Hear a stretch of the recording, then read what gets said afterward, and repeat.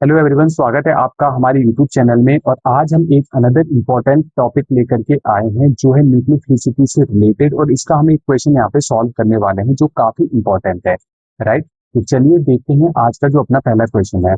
The decreasing order of nucleophilicity for the following A9 is. आपके पास 4 A9 दे रखे हैं, आपको इनकी न्यूक्लियोफिलिसिटी का ऑर्डर बताना है।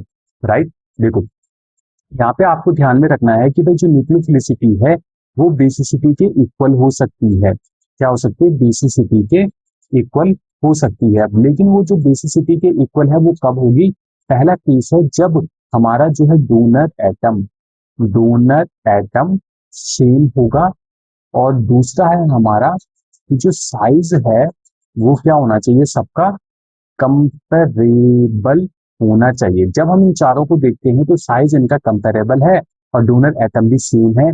यानी कि अगर मैं इन चारों कंपाउंड का बेसिसिटी का ऑर्डर लगा लेता हूं तो वही इनकी न्यूक्लियोफिलिसिटी का ऑर्डर हो जाएगा। और ऑर्गेनिक केमिस्ट्री की सबसे अच्छी बात यह है कि अगर आपको 3-4 कॉन्सेप्ट्स आते हैं और एक कॉन्सेप्ट को आप अप्लाई करके दूसरे से रिलेट कर पाते हो तो चीजें काफी आसान हो जाएगी।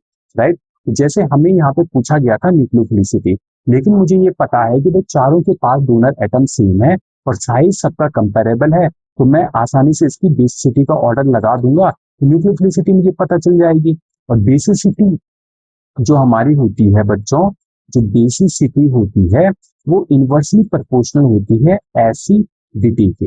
राइट, यानी कि एसिडिटी का ऑर्डर लगा दिया तो बेसिसिटी का ऑर्डर लग गया, और बेसिसिटी इक्वल होगी हमारी न्यूक्लियोफिलिसिटी के जब ये दोनों चीजें हमारी क्या हो जाएंगी?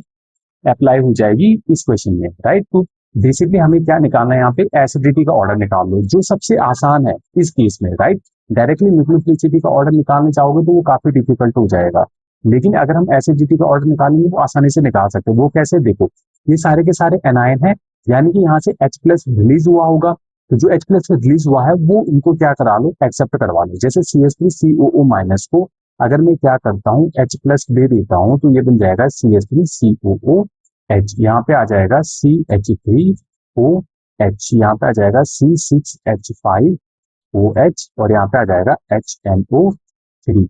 राइट, तो ये सारे के सारे क्या बन गए? हमारे कंपाउंड्स बन गए। अब इनका एसिडिक ऑर्डर लगा लो। तो सबसे ज्यादा एसिडिक नेचर किसका होता है? जो हमारे इनऑर्गेनिक एसिड होते हैं, जैसे HNO3 हो गया।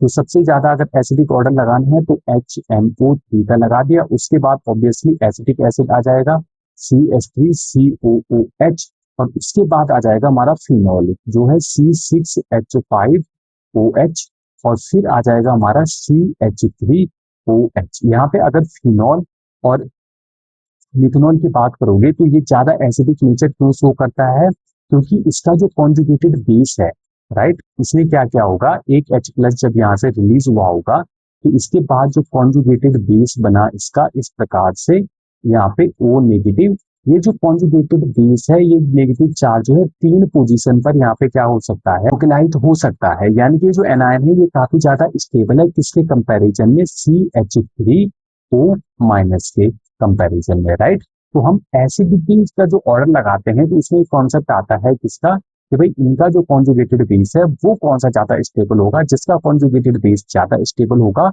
वो ज्यादा एसिडिक नेचर शो करेगा। राइट, तो इन दोनों के केस में आपको ध्यान में रखना है। ओके, हमने यहाँ पे जी ये लगा दिया आपका एसिडिटी का ऑर्डर। अब मुझे पता है कि acidity is inversely proportional to the basicity, तो यहाँ पे बेसिसिटी का ऑर्डर लगा लो।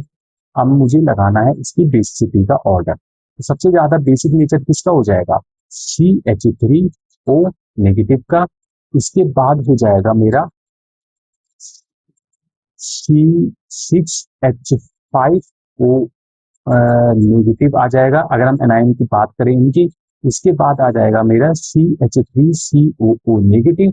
लास्ट में आ जाएगा मेरा HNO3 नेगेटिव। क्या आ जाएगा? NO3 नेगेटिव अगर एनायन की बात करें। और यही ऑर्डर हमारा किसका हो जाएगा बच्चों?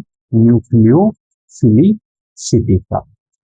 ठीक है, तो अगर आपको एसिडिटी आती है, बेसिसिटी आती है, तो न्यूक्लियोफिलिसिटी के क्वेश्चन में आप फंसोगे ही नहीं, आप आसानी से निकाल लोगे। लेकिन आपको क्या होना चाहिए? एक कॉन्सेप्ट को दूसरे के साथ रिलेट करना आना चाहिए, जैसे हमने इस क्वेश्चन में किया है। उम्मीद है ये कॉन्सेप्ट आपको समझ में आया होगा।